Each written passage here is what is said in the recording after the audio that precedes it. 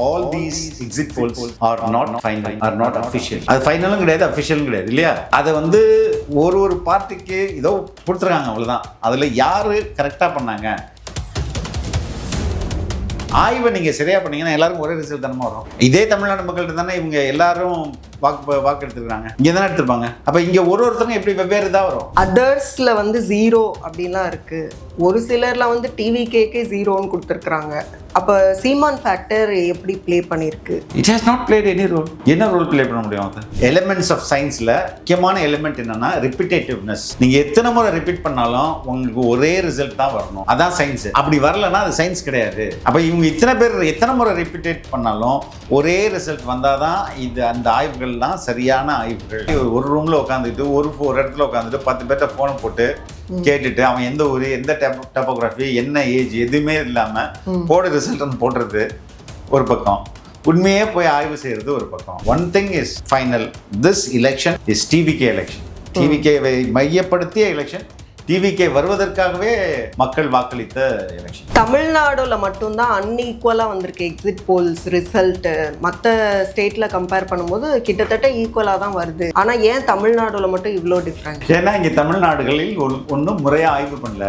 8 பேர் ஆய்வு பண்ணாலும் சரி, 10 பேர் ஆய்வு பண்ணாலும் சரி, 150 பேர் ஆய்வு பண்ணாலும் சரி, அவங்க ஆய்வுகள் நடத்துனது சரியாக இருந்துச்சுன்னா ரிசல்ட் வந்து சரியாக தான் வரும். ரிசல்ட் அவங்களுக்குள்ளே நிறைய வேறுபாடுகள் இருந்துச்சுன்னா ஆய்வே சரியில்லைன்றது தான் இருக்கும். ஆனால் யாரோ ஒருத்தர் இதில் உண்மையாக பண்ணியிருப்பாரு. ஹங் அசம்பிளிக்கு எவ்வளோ பெர்சன்டேஜ் வாய்ப்பு இருக்கு? வாய்ப்புகள் ரொம்ப ரொம்ப கம்மி. டிவிகே ஆட்சி இல்லைன்னா எதுக்கு இவ்வளோ மக்கள் இவ்வளோ மேண்டேட் கொடுக்குறாங்க, இவ்வளோ பேர் எதுக்கு வந்தாங்க, எதுக்கு இவ்வளோ அளவில் வாக்களிச்சிருக்காங்க? 50% இருந்தது எங்க, 80% இருந்தது எங்க? என்டிடிவியில் இருக்கிற ஒரு சீனியர் எக்ஸிக்யூட்டிவ் எடிட்டர் விஜயோட பழைய டைலாக் பயன்படுத்துறாரு. சர்க்கார் படத்து டைலாக வந்து ஆன் நேரில் சொல்றாரு. அப்போ டைலாக மனப்பாடம் பண்ற அளவுக்கு அவங்க போயிட்டாங்கன்னா பாருங்க.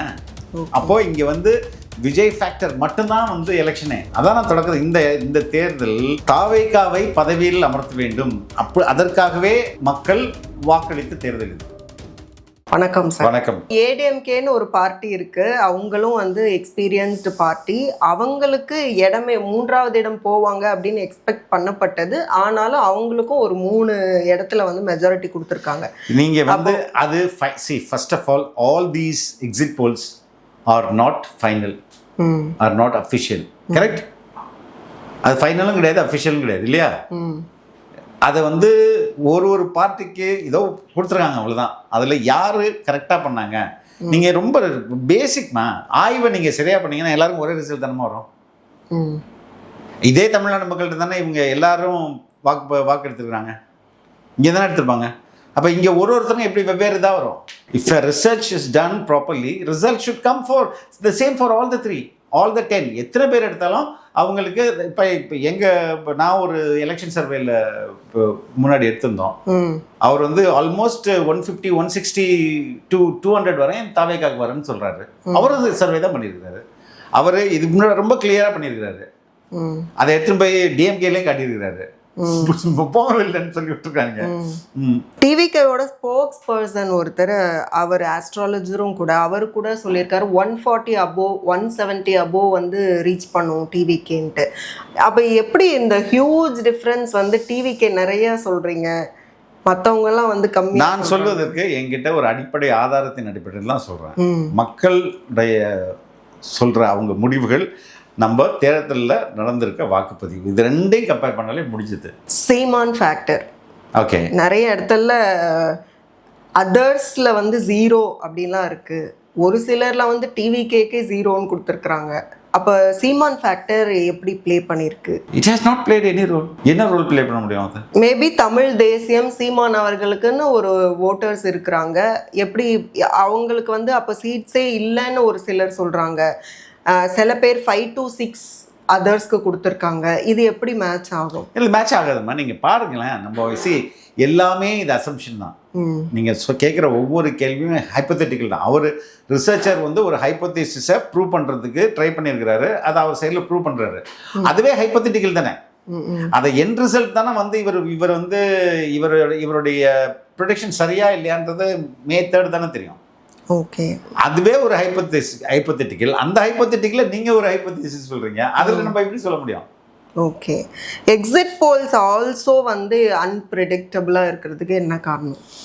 முறையாக ரிசர்ச் பண்ணலன்றது தான் காரணம். இது எல்லாமே ஆய்வுகள் தாம்மா. நீங்கள் ஒரு ஆய்வு மாணவர்னா பேசிக் ரிசர்ச் சயின்ஸுனாலே என்ன, அதில் வந்து அந்த சயின்ஸோடைய எலிமெண்ட்ஸ் ஆஃப் சயின்ஸில் முக்கியமான எலிமெண்ட் என்னென்னா ரிப்பீட்டேட்டிவ்னஸ். நீங்கள் எத்தனை முறை ரிப்பீட் பண்ணாலும் உங்களுக்கு ஒரே ரிசல்ட் தான் வரணும், அதான் சயின்ஸு. அப்படி வரலைன்னா அது சயின்ஸ் கிடையாது. அப்போ இவங்க எத்தனை முறை ரிப்பீட்டேட் பண்ணாலும் ஒரே ரிசல்ட் வந்தால் தான் இது அந்த ஆய்வுகள்லாம் சரியான ஆய்வுகள். இல்லை என்றால் இவர் ஒரு ரூமில் உட்காந்துட்டு ஒரு இடத்துல உட்காந்துட்டு 10 பேர்கிட்ட ஃபோனை போட்டு கேட்டுட்டு அவன் எந்த ஊர், எந்த டெப்போகிராஃபி, என்ன ஏஜ் எதுவுமே இல்லாமல் போட ரிசல்ட் போடுறது ஒரு பக்கம், உண்மையே போய் ஆய்வு செய்கிறது ஒரு பக்கம். ஆனால் whichever way, one thing is final, this election is TVK election. டிவிகேவை மையப்படுத்திய எலெக்ஷன், டிவிகே வருவதற்காகவே மக்கள் வாக்களித்த எலெக்ஷன். டிவிகேக்கு மினிமலாக 8 வரைக்கும் சொல்லியிருக்கிறாங்க, மேக்ஸிமமாக வந்து 90+ சொல்லியிருக்காங்க. அப்போ வந்து 120 வரைக்கும் சொல்லியிருக்காங்க. அப்போ இந்த மினிமல் இந்த 8 எங்கே இருக்குது, அந்த 120 எங்கே இருக்குது? இவ்வளோ டிஃப்ரென்ஸ் வர வேண்டியதான அவசியம் என்ன? இல்லைம்மா, அதான் சொல்லணேன். இவங்க வந்து திருப்பி திருப்பி கேட்டாலும் ஒன்று தான், இதை விட தாவேக்கு அதிகமாக வாங்கும், இதுதான் உண்மை. You should wait. இப்போ இந்த எலெக்ஷன் சினாரியோவில் ரிப்பப்ளிக் டிவியில் நான் ஒரு டிபேட் பார்க்கும்போது அர்னாப் வந்து ஒரு விஷயத்தை குறிப்பிட்டார். தமிழ்நாடுல இருக்கிற சேனல்ஸ் எல்லாமே வந்து எதுவுமே நியூட்ரல் சேனல்ஸ் கிடையாது, ஜேர்னலிஸ்ட் அப்படின்னு எடுத்தால் அவங்களும் ஏதாவது ஒரு பார்ட்டிக்கு ஃபேவராக இருக்கிறாங்க. அப்போ இந்த சினாரியோ வந்து நேஷ்னல் சேனல்ஸ் வரைக்கும் போயிருக்கு. அப்படிங்கும்போது அப்போ இந்த ஊடகங்கள் மீதான அந்த மக்களுக்கு இருக்கக்கூடிய அந்த நம்பிக்கை, நம்பகத்தன்மைங்கிறது ஃபியூச்சரில் எப்படி போகும்? ரொம்ப கஷ்டம். எல்லாருமே நான் வந்து if a person looks at me in his TV R mobile, அவருக்கு நல்லா தெரியும் என்னைய நான் தாவேக்காவோட தேசிய செய்தி தொடர்பாளர்னு நான் எல்லாருக்குமே தெரியும். ஓகே, இருந்தாலும் நான் ஃபேக்டை தான் ப்ரெசென்ட் பண்ணுறேன். நான் உங்கள்கிட்ட ஜஸ்ட் பிகாஸ் நான் வந்து தாவேக்காவில் இருக்கிறதுனாலேயே அதை சொல்லலை, ஆனாலும் ஒரு நமக்கு யோசித்து ஆய்வு பண்ணி தான் இதை சொல்கிறோம். இது ஒரு பக்கம். இது மாதிரி ஓப்பனாக இல்லாமல் எத்தனை பேர் பத்திரிகையாளர்ன்ற பேரில் வச்சுக்கிட்டு, நான் அரசியல் விமர்சகர், மூத்த பத்திரிகையாளர் இப்படிலாம் சொல்லிட்டு என்னென்ன பண்ணுறாங்க, அது போய் ஐடி செக்டரையா பிடிச்சி எப்படி பேச முடியுது? புரியுதா? இதை வந்து மக்கள், நீ எல்லாரை விட புத்திசாலிகள் மக்கள், உங்கள் பார்வையாளர்கள் தான் இருக்காங்கல்ல, அவங்கள விட ஸ்மார்ட் யாருமே கிடையாது. நீங்கள் எப்படி வந்து வேஷம் போட்டு வந்தாலும் தே நோ ஹூஸ் ஹூ அப்படின்றது தெரிஞ்சிடும். இவங்க என்னன்னா ஒவ்வொரு முறையும் பேட்சா புது முகங்களை இறங்கணும், அதுக்கு ரொம்ப செலவாகும். தமிழ்நாடுல மட்டும்தான் அன்ஈக்குவலா வந்திருக்கு எக்ஸிட் போல்ஸ் ரிசல்ட். மற்ற ஸ்டேட்ல கம்பேர் பண்ணும்போது கிட்டத்தட்ட ஈக்குவலா தான் வருது. ஆனா ஏன் தமிழ்நாடுல மட்டும் இவ்வளோ டிஃப்ரெண்ட்? ஏன்னா இங்க தமிழ்நாடுகளில் ஒன்றும் முறையா ஆய்வு பண்ணல. 8 பேர் ஆய்வு பண்ணாலும் சரி, 10 பேர் ஆய்வு பண்ணாலும் சரி, 150 பேர் ஆய்வு பண்ணாலும் சரி, அவங்க ஆய்வுகள் நடத்துதுன்றது சரியா இருந்துச்சுன்னா ரிசல்ட் வந்து சரியா தான் வரும். ரிசல்ட் அவங்களுக்குள்ளே நிறைய வேறுபாடுகள் இருந்துச்சுன்னா ஆய்வே சரியில்லைன்றது தான் அர்த்தம். ஆனால் யாரோ ஒருத்தர் இதில் உண்மையாக பண்ணியிருப்பாரு அப்படின்றது நம்ம புரிஞ்சுக்கலாம். தாவேகாவை பொறுத்த வரைக்கும் விஜய் அவர்களை தாண்டி அடுத்தடுத்து இருக்கிற முகங்கள்னு பார்த்தா ஆதவ அர்ஜுனா அவர்கள், அப்புறம் வந்து புசி ஆனந்த் அவர்கள். இவங்க 2 பேருமே அவங்க தொகுதியில் ஜெயிக்க முடியாதுன்னு சர்வே சொல்லுது அப்படின்னுலாம் கிடையாதுமா. வெயிட் பண்ணுங்கம்மா. ஹங் அசம்பிளிக்கு எவ்வளோ % வாய்ப்பு இருக்கு? வாய்ப்புகள் ரொம்ப ரொம்ப கம்மி. டிவிகே தான் ஆட்சி. டிவிகே ஆட்சி அமைக்கும். இல்லைன்னா எதுக்கு இவ்வளோ மக்கள் இவ்வளோ மேண்டேட் கொடுக்குறாங்க? இவ்வளோ பேர் எதுக்கு வந்தாங்க? எதுக்கு இவ்வளோ அளவில் வாக்களிச்சிருக்காங்க? 50% இருந்தது எங்க, 80% இருந்தது எங்க?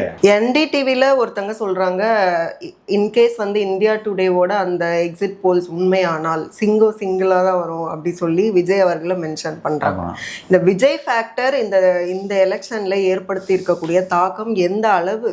விஜய் ஃபேக்டர் இல்லம்மா, அதாவது NDTV கிடையாது. அதாவது எப்படின்னா, NDTVல இருக்கிற ஒரு சீனியர் எக்ஸிக்யூட்டிவ் எடிட்டரு விஜயோடைய பழைய டைலாக் பயன்படுத்துறாரு. சர்க்கார் படத்து டைலாக வந்து ஆன் நேரில் சொல்றாரு. அப்போ டைலாக மனப்பாடம் பண்ற அளவுக்கு அவங்க போயிட்டாங்கன்னா பாருங்க. அப்போ இங்க வந்து விஜய் ஃபேக்டர் மட்டும்தான் வந்து எலெக்ஷனே. அதான் நான் தொடக்கிறது. இந்த தேர்தல் தாவேகாவை பதவியில் அமர்த்த வேண்டும், அதற்காகவே மக்கள் வாக்களித்து தேர்தல் இது. இன்னும் 2 மெயின் சேனல்ஸோட போல்ஸ் CNN அவங்க வந்து பிஜேபி சப்போர்ட்டிங் சேனல், அவங்க ஏடிஎம்கேக்கு ஃபேவராக சொல்லியிருக்கிறாங்க. இன்னொன்று ரிப்பப்ளிக், அவங்க வந்து பிஜேபிக்கு ஃபேவராக தான் இது வரைக்கும் இருந்திருக்காங்க. ஆனால் அவங்க எப்படி வந்து டிஎம்கேக்கு ஃபேவராக சொன்னாங்க அப்படின்னு 2 டவுட். அதான் சொல்லிட்டீங்களா நீங்களே, பிஜேபி ஃபேவர் சேனல் பிஜேபிக்கு ஃபேவராக தான் பேசும். CNN ஓகே, ரிப்பப்ளிக் எப்படி? ரிப்பப்ளிக் இவ்வளவு நாள் பிஜேபி கூட தான் இருந்தார், இப்போ திடீர்னு என்ன ஆச்சுன்னு தெரியலையே. விஜய் அவர்களுடைய திருச்செந்தூர் அண்ட் சீரடி பயணம், ஆன்மீக பயணம் அப்படிங்கிறது எதற்காக அப்படின்னு நன்றி செலுத்துவதாக இருக்கும். நன்றி செலுத்துவதற்காக போயிருக்கலாம், இல்லைன்னா தேர்தல் முடிஞ்சவுடனே நேர்த்திக்கடன் இருக்கலாம். நான் வந்து எல்லா ஆலயங்களுக்கும் வேண்டியிருக்கலாம், அதோடைய அடிப்படையில் இருக்கலாம்.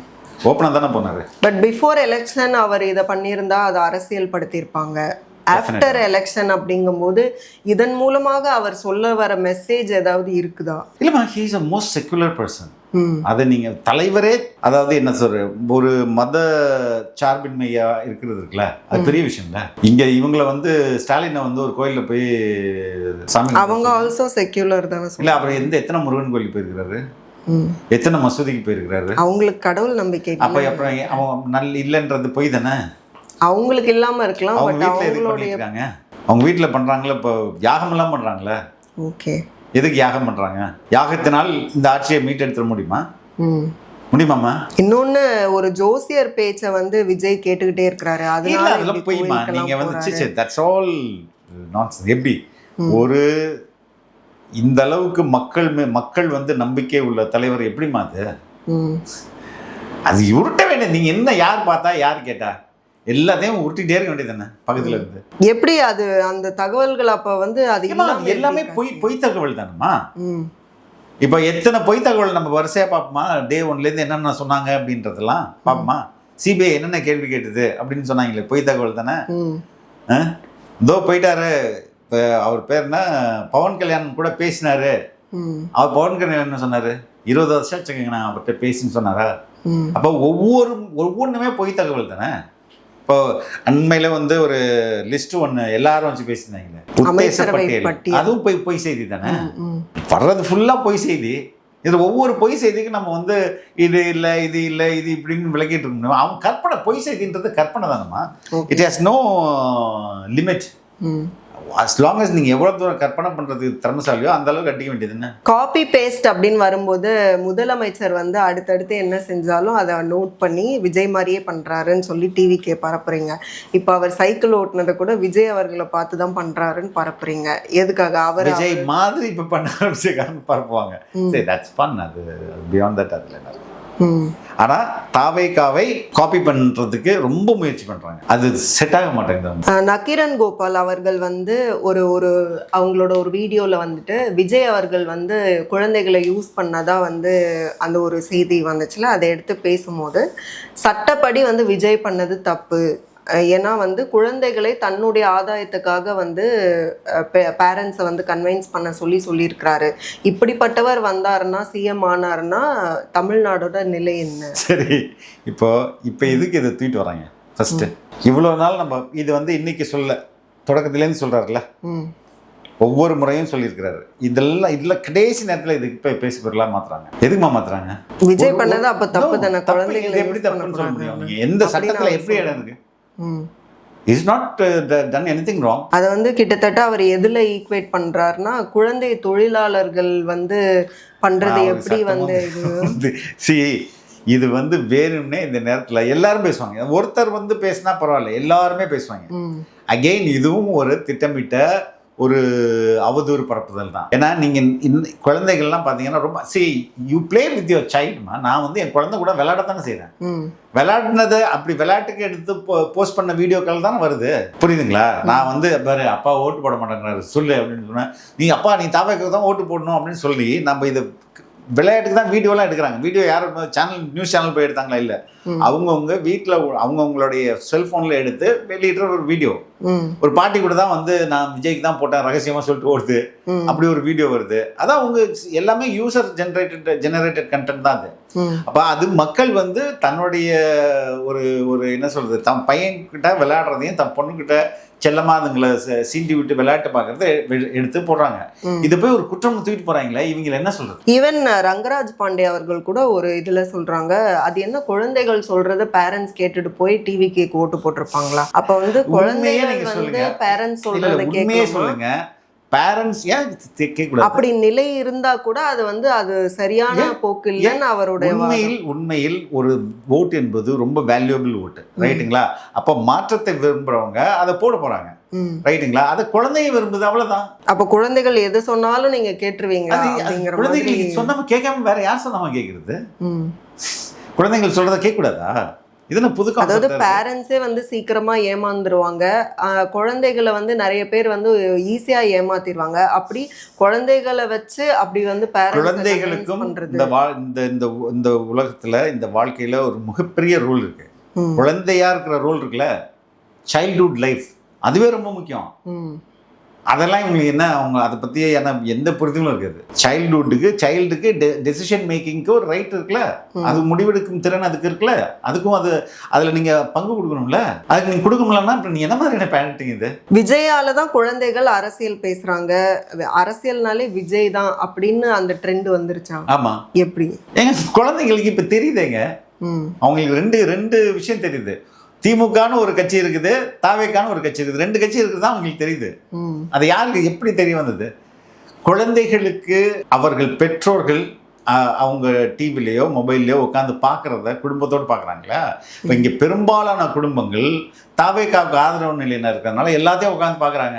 அப்போ அந்த வீட்லேயும் தான் அந்த குழந்தைங்களும் இருக்கும். அவங்களுக்கு இந்த நாலேஜ் ட்ரான்ஸ்ஃபார்ம் ஆகாமல் இருக்கும்னு எப்படி தான் நீங்கள் சொல்ல முடியும்? உங்கள் வீட்டில் டெய்லி ஃபார் எக்ஸாம்பிள் ஒரு பர்டிகுலர் செட் ஆஃப் சாங்ஸ் நீங்கள் போட்டுக்கிட்டே இருக்கீங்கன்னு, அது குழந்தைக்கு போகுமா இல்லையா? போதானே செய்யும். இதே மாதிரி டெய்லி உட்காந்து விஜயோட எல்லா கருத்துரையும் எல்லா பரப்புரையும் எல்லா மக்கள் சந்திப்பையும் எல்லாத்தையும் நீங்கள் காலையிலேருந்து உட்காந்து டிவியில் போட்டு கேட்டுக்கிட்டே இருந்தீங்கன்னா அந்த குழந்தைங்க யாரும் தெரியும் தானே. பக்கத்தில் வச்சு டிவி பார்த்துட்டு தலைவர் பேசும்போது பக்கத்தில் வச்சு பார்த்துட்டு அம்மா அப்பா இருந்திருப்பாங்க. அப்போ இந்த பையனுக்கும் தெரியும் தானே, இந்த பொண்ணுக்கும் தெரியாமல் எப்படி போகும்? டிவிகேவுக்கு ஓட்டு போட்டவங்கெல்லாம் தற்குறிகள் அப்படின்னு ஒரு நரேட்டிவ் வந்து பரப்புறாங்க. முட்டாள்கள், தற்குறிகள், டிவிகேக்கு ஓட்டு போட்டவங்க எல்லாரும். அப்படி சொல்றவங்க தான் மிகப்பெரிய முட்டாள்னு நான் நினைக்கிறேன். மக்கள் கூட்டம் இருக்குல்ல, இதை முட்டாள்னு நினைக்கிறவன மாதிரி சர்வ முட்டாள் எங்கேயுமே இருக்க முடியாது. இந்த மக்கள் கூட்டம் இருக்குல்ல, இதுல தான் மிகப்பெரிய விஞ்ஞானிகளும் இருக்காங்க, இதுல தான் படித்த சிந்தனையாளர்களும் இருக்காங்க, இதுல தான் அறிவுஜீவிகளும் இருக்காங்க. அப்ப இவங்களையெல்லாம் நீங்க வந்து முட்டாள் அப்படின்னு சொன்னா நீங்க எவ்வளவு பெரிய முட்டாள்? மக்களை எப்படிமா சொல்ல முடியும்? மக்களுடைய ஒவ்வொரு என்ன சொல்றது, அவங்களுடைய விருப்பத்திற்கும் ஒரு நீதி இருக்குது, ஒரு ஜஸ்டிஸ் இருக்குது, அவன் பண்றான். அப்போ அதை நீங்கள் ரெஸ்பெக்ட் பண்ணி ஒழிஞ்சு அவனை போயிட்டு முட்டாள் தற்குறி அப்படின்றது சொல்றது இருக்குல்ல, அவங்கள மாதிரி தற்குறிகளும் இல்லை முட்டாள்கள். டிஎம்கே தான் திரும்ப ஆட்சிக்கு வரும் அப்படின்னு கிளைம் பண்ணுறவங்க எல்லாருமே வந்து நீங்கள் சொன்ன மாதிரி செந்தில்வேல் அவர்கள் வந்து ஐடியில் ஒர்க் பண்ணுறவங்கள வந்து திராவிடம் தான் சாப்பாடு போட்டுச்சுன்னு சொல்கிறதாகட்டும், அப்படி அந்த ஸ்கீம்ஸ் இவ்வளோ காலம் வந்து தமிழ்நாட்டுக்கு பண்ணினது டிஎம்கே தான், அதனால டிஎம்கேக்கு தான் நிறைய பேர் ஓட் பண்ணியிருப்பாங்க, டிஎம்கே தான் திரும்ப வரப்போகுது. என்ன செய்யுது? எந்த காலத்தை சொல்கிறாங்க இவங்க? எந்த காலத்தை சொல்கிறாங்க? From the beginning, இப்போ என்ன பண்ணீங்க லாஸ்ட் 5 இயர்ஸ்ல? எதுங்க அப்பவே போறீங்க? அண்ணா இருந்தார், எதுக்கு அங்கே போறீங்க? இப்போ கரண்ட்டுக்கு வாங்க. இங்கே கல்வி யாருனால வந்தது? யாருனால வந்தது? திராவிட கட்சிகள். அதுக்கு முன்னாடி யாரும் படிக்கலையாங்க? இங்க வந்து மிஷனரிஸோட ரோல் என்ன? அவங்க கல்வி சொல்லி தரலையா? அப்போ வந்து எதுக்கு நான் சொல்லணும்னா, you have to look at things in historic perspective. எல்லாருடைய கான்ட்ரிபியூஷன் இருக்குதுங்க, புரியுதுங்களா? திடீர்னு திராவிடத்துக்கு முன்னாடி அப்படியே நம்ம வந்து பாதாள கிணத்துல இருந்தோம், அடுத்த நாள் வந்து தூக்கிட்டு வந்து விட்டாங்க, அப்படி கிடையாது. இட்ஸ் தமிழ்நாடு ஒவ்வொரு பீரியட் டெவலப் ஆகிட்டே இருக்கு இல்லையா? சரிங்களா? அப்போ இது ஒரு வரலாற்றுடைய தொடர்ச்சியாக தானே எல்லாத்தையும் நீங்கள் பார்க்கணும். ஸ்கீம்ஸ் தான் அங்கே பேஸ், ஸ்கீம்ஸை பேஸ் பண்ணி தான் வந்து டிஎம்கேவை லாஸ்ட் 5 இயர் வாங்க. நீங்கள் எதுக்குங்க இங்கே போறீங்க? எல்காட் கூட கருணாநிதி தொடங்கல, எம்ஜிஆர் தான் தொடங்கினது. அது ஒரு காலகட்டமா? ஒரு ஒரு ஒரு அண்ணா பீரியட்ல கம்ப்யூட்டர்ன்றதே இல்லை, அப்போ மொபைல் ஃபோனே இருந்திருக்காது. இப்போ மொபைல் ஃபோன் கொண்டு வந்த பிறகு இவர் தான் கொண்டு வந்தா சொல்ல முடியுமா? அது ஒரு time. As we grow things will also grow. புது தயாரிப்புகள். இப்போ ஏஐ இல்லை, இப்போ எங்கள் கட்சியில் வந்து ஏஐ பற்றி தனியாக நாங்கள் பேசுகிறோம். ஏஐக்கு மினிஸ்டரே வைப்போன்னு சொல்லுவோம், இதை வந்து மினிஸ்ட்ரி வைக்கிறோன்னு சொல்கிறோம். அப்போ இந்த காலகட்டத்தில் இது நடக்கும்போது அது ஒரு ஒரு ஒரு கட்சியை ஃபோர்ஸிங் பண்ணி இதை பண்ணுது. அவ்வளவுதானே. இதுக்கு போயிட்டு அன்னைக்கு வந்தாரு அந்த என்னது இது நான்சென்ஸ். இன்னைக்கு நீங்க என்ன பண்ணிருக்க? பொருளாதார வளர்ச்சி இரட்டை இலக்கத்துல போச்சுன்னா நாங்க தான் பிரிச்சு பார்த்தா சிரிப்பா தானோ. பொருளாதார வளர்ச்சி யாரால பெருசாச்சுங்க? இதுக்கு முன்பு என்ன நடந்துச்சு? மக்களோட உழைப்பில் அவன் வந்து மேல நோக்கி வந்துட்டு இருக்கான். உங்க விவசாயம் வந்து கீழ் நோக்கி போயிட்டு இருக்குது. நீங்க உங்களோட இண்டஸ்ட்ரியல் நீங்க கொடுக்குற அவ்வளோ சப்போர்ட்டையும் சப்சிடியும் எடுத்துக்கிட்டு இண்டஸ்ட்ரி வந்து வளரவே இல்லை. ப்ரொடக்ட் என்ன சொல்ல மேனுஃபேக்சரிங் எக்கானமி வளரவே இல்லை. அப்புறம் இதெல்லாம் நீங்கள் வந்து சும்மா ஒரு கதையை சொல்லிட்டு இருக்க வேண்டியது தானே. விஜயோட ஃபேன்ஸ் இன்க்ளூடிங் சில்ட்ரன் ஆல்சோ எல்லாருமே வந்து இமோஷ்னலி கனெக்டட் டு விஜய். அதனால இந்த டைம் வந்து அவர் ஜெயிச்சா ஓகே, தோத்துட்டாருன்னா வந்து தவறான முடிவுகளை எடுப்பாங்கன்னு சில நரேட்டிவ்ஸ். உறுதியாக வெல்றார் ஒன்று. ரெண்டாவது எவ்வளோ பிரச்சனைகள்லாம் வந்திருக்கு. இது ஒரு பிரச்சனைன்னு ஒரு நரேட்டிவ் செட் பண்ணி பேசிட்டு இருக்காங்களே, இவங்க என்ன சொல்றது? மிக்க நன்றி உங்களோட நேரத்துக்கும் கருத்துக்களுக்கும். மீண்டும் இன்னொரு சந்தர்ப்பத்தில் பேசலாம். நன்றி சார்.